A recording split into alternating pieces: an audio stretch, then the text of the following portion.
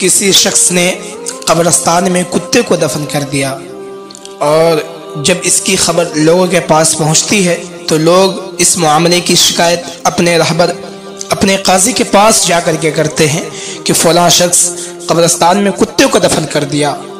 काजी इस पर कहता है ठीक है, उस शख्स को बुलाया जाए जिसने कब्रिस्तान में कुत्ते को दफन किया है।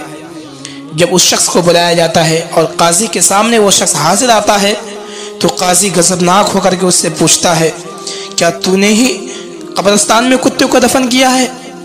उस शख्स ने कहा, हाँ, कुत्ते की वसीयत मैंने पूरी कर दी। ये कुत्ते की वसीयत थी कि मुझे कब्रिस्तान में दफन किया जाए।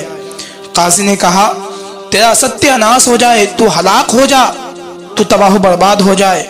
मुसलमानों के कब्रिस्तान में तूने कुत्ते को दफन कर दिया और फिर मेरा मजाक उड़ा रहे हो ये बोलकर।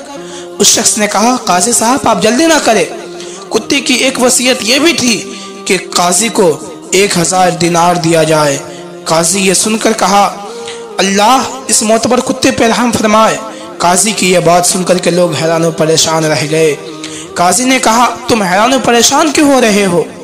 मैंने इस कुत्ते के बारे में काफ़ी गौर फिक्र किया, बहुत सोचा, फिर इस नतीजे में पहुंचा कि ये कुत्ता कोई आम कुत्ता नहीं बल्कि असहाबे कहफ के कुत्ते के नस्ल से था। नौज़ बिल्लाह मिन ज़ालिक।